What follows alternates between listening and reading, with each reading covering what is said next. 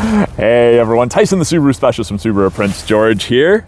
And today I have the pleasure of going through the fully loaded 2025 Subaru Forester Premier with all of you in the autumn green metallic. So for the 25 model year, the Forester did get a redesign, updated exterior, interior, drivetrain, and along with that, the Premier got some changes to the features, which are nice. And it's not really just a color package anymore, you actually get some functional features. Autumn green, very, very popular color in the Premier. Premier has 19-inch wheels. So they're exclusive in the fact that they've got a machined alloy face. They're the same wheels as our Sport 19s. We've got our black painted mirror caps with our integrated turn signals, and we've got a new front end on the Forester. It's still very boxy like the Forester we all know and love, but the front end is definitely a little bit more flat. We've got new styled headlights, LED daytime running lights. They are LED steering responsive headlights, high beam assist, very, very bright at night. And then we have the new LED fog lights, which I'm a big fan of. They look much better when it's dim or dark out. You don't really get the full effect during the day.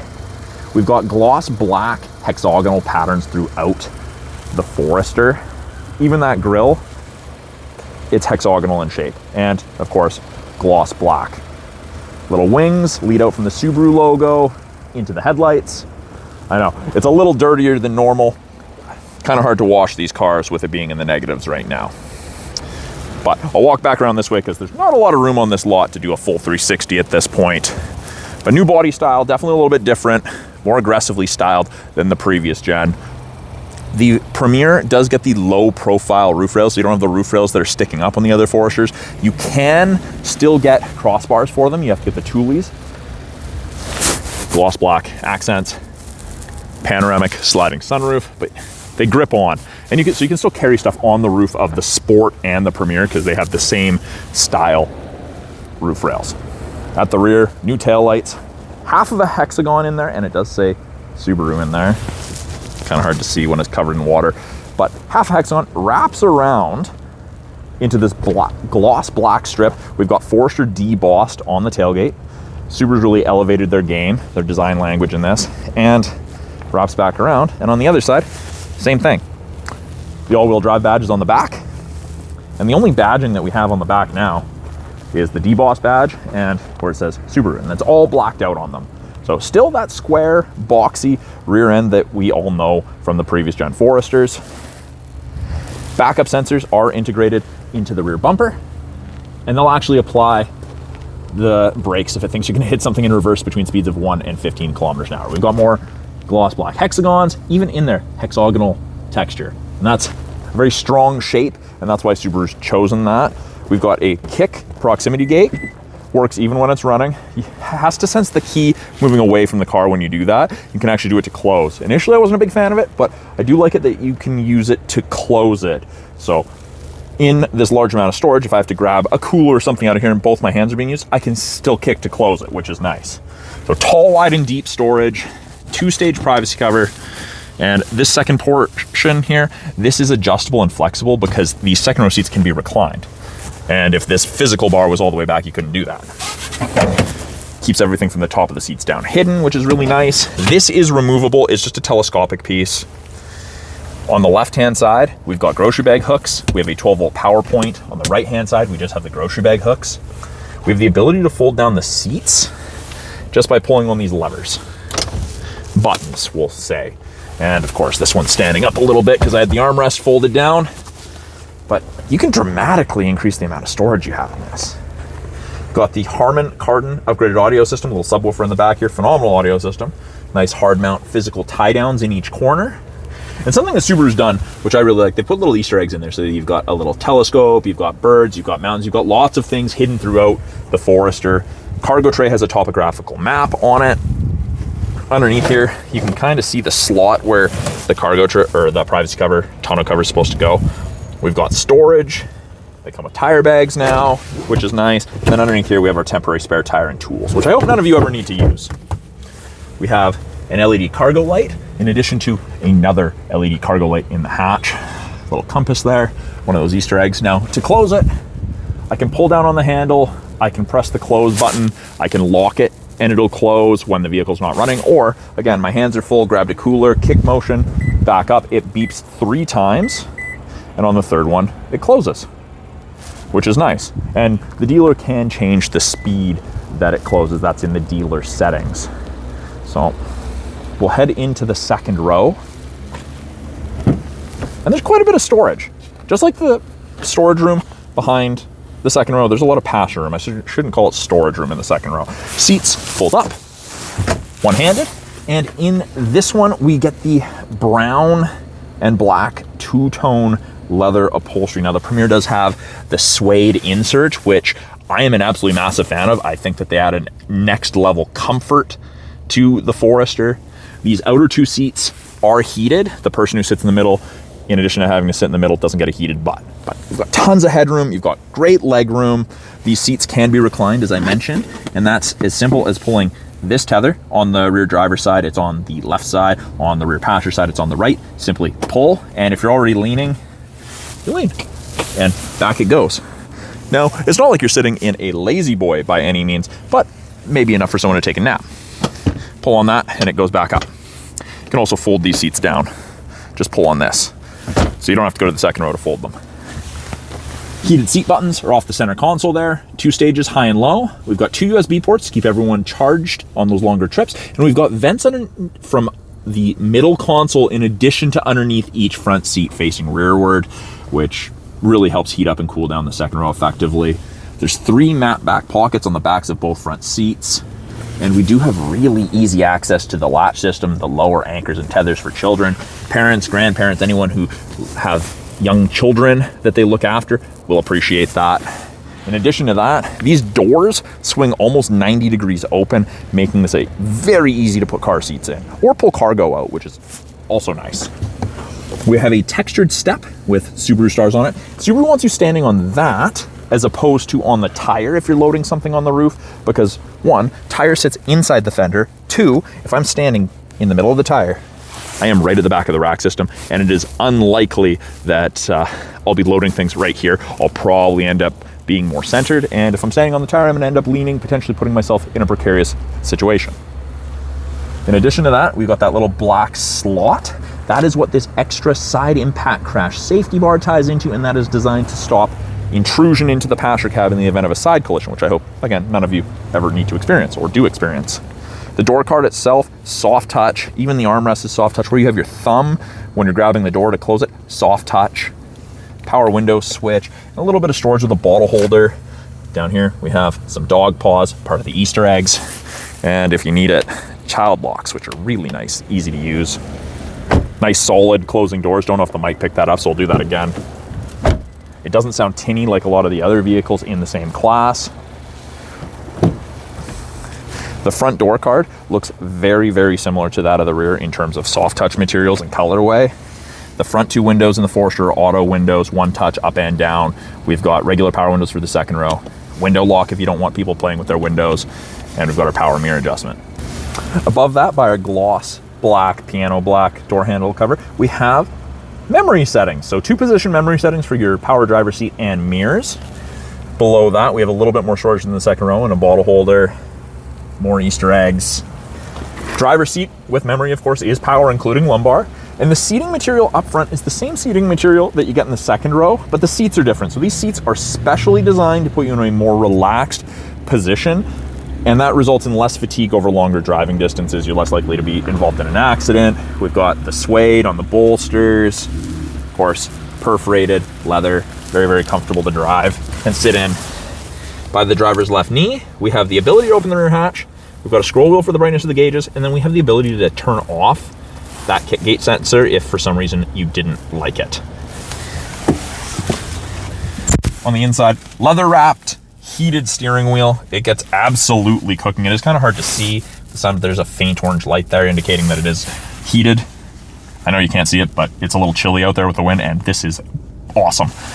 Left-hand side of the steering wheel, we have our Bluetooth and audio control. So we have the ability to switch between presets or next track, source switches from AM to FM to Bluetooth to USB, etc. We've got accept phone call, hang up or decline or mute. We can issue voice commands or access Google Assistant or Siri. And then we have our volume toggle left to right. This is kind of hard to see in the sun, but gloss black around here as well. Not quite as aggressive as on the door handle area, but still gloss. This toggle used to be our volume, but now that changes our small little center display, gives us different info depending on what we want to look at. Gloss black highlight.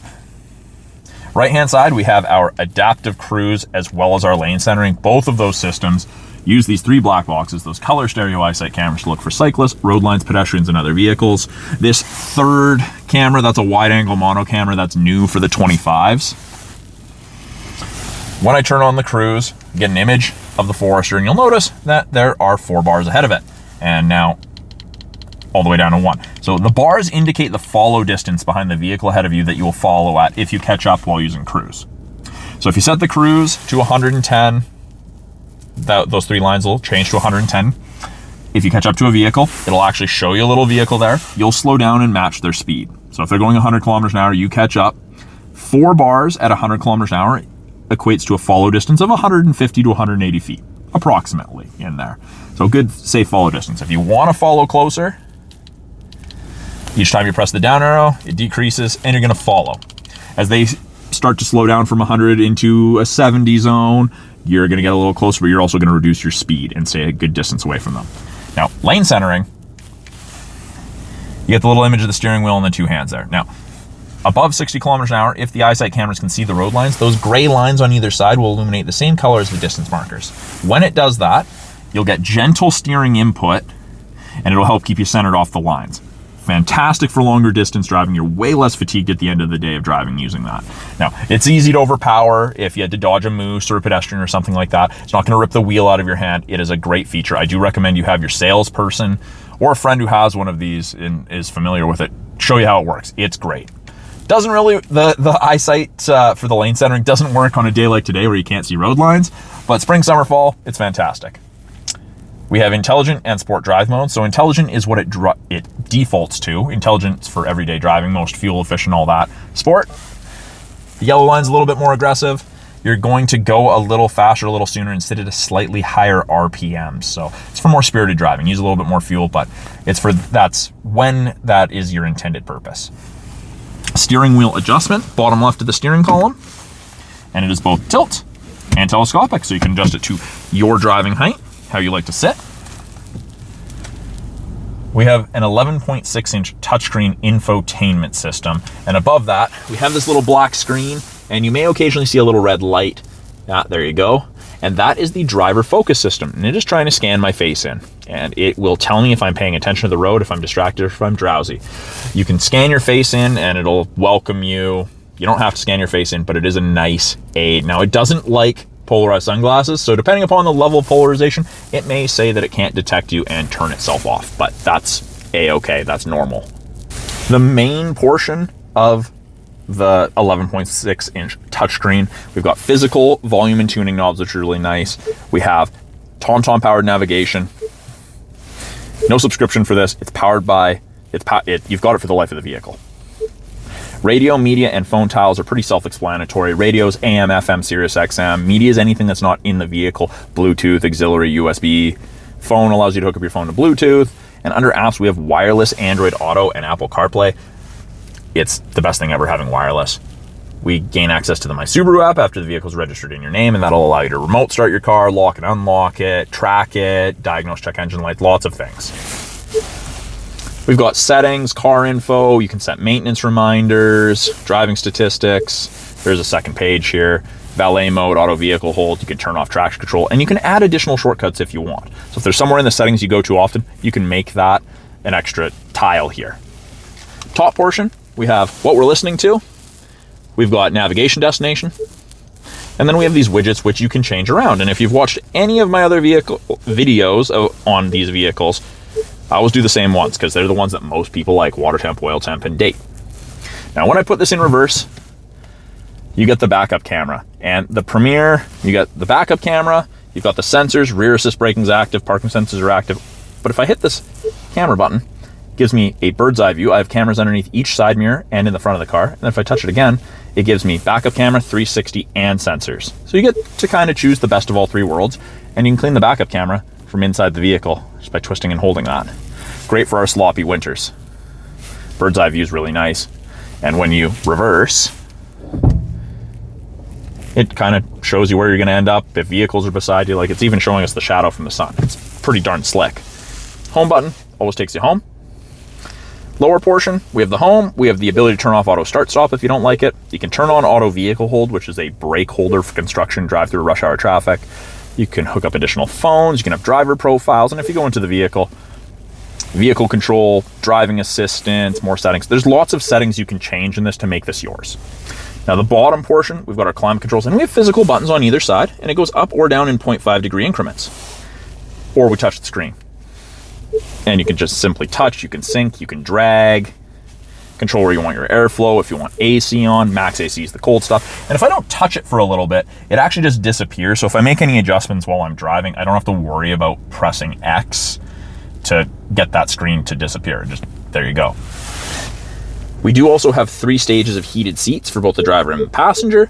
And in the Premier, this is the first Forester to ever get ventilated seats. So 3 stages of heated, 3 stages of ventilated seats, which are great for our summer. Fan strength buttons, really hard to miss. Below that, we have 2 USB ports, an auxiliary, and a wireless charger. And you'll notice around the wireless charger, we have nice soft edges. Great if you're leaning your knee against it in the long run, especially as the driver. You're gonna get less pain from that. But wireless charger charges fairly fast. You can turn that off if you don't want it charging. It is an automatic CVT. We do have manual mode where you can use the paddles to upshift or downshift accordingly, which is really nice. Got some nice offset cup holders, access to a 12-volt power point. We've got our parking brake. Put your foot on the brake and push down to deactivate. If your foot's not on the brake, it actually tells you to press the brake. And then we've got this view button. When I press that, it gives us 360. Now, if I'm in drive, it gives me 360 view going forward. I can see the front driver's side, front passenger, and I get almost 180 degrees of front view there. So great when you're getting close to things, pulling up to a curb, or you can just have front camera, pulling up to an unfamiliar parking spot, barricade, something like that. Very, very handy for that. Or you can turn it off. We've got a soft touch armrest with quite a bit of storage in there, place to run cords out of, but there's no charge ports in there. So if you put a power bank or something, it's beneficial for that. A little bit of storage there with a rubberized bottom. My favorite feature ever, auto dimming rear view mirror. So there's no switch to flick if someone has their brights on behind you, it just automatically dims. It's fantastic. Your side mirrors are also auto dimming, and they're tied to that. Home link system, you got 3 buttons there. You can hook up to 3 separate garage doors to your mirror. You don't have to carry a bulky opener with you. On your visor, map lights. We've got our sunroof controls, and then SOS and roadside assistance buttons. You'll get a little green light there when the My Subaru app and system is enabled for you. Sunglass storage and panoramic sunroof, which is ridiculously large. It's sliding only, by the way. That is a quick look at the 2025 Subaru Forester Premier, the fully loaded Forester in the autumn green metallic. Full load Forester, every available factory bell and whistle, ventilated seats, 360 camera, upgraded Harman Kardon audio system, and of course the redesigned body for the 2025s. So thank you for sticking with me and watching my walkthrough of the 25 Forester Premier. I'm Tyson, the Subaru specialist from Subaru Prince George. If you guys have any questions about this car behind me, any of the tech in it, anything like that, please put it in the comments below. I love hearing from you guys. If you're in British Columbia or close enough to British Columbia, you're willing to make the trip, please reach out to me. I would love to help you find your perfect Subaru. Thanks for watching, everyone. We'll talk soon.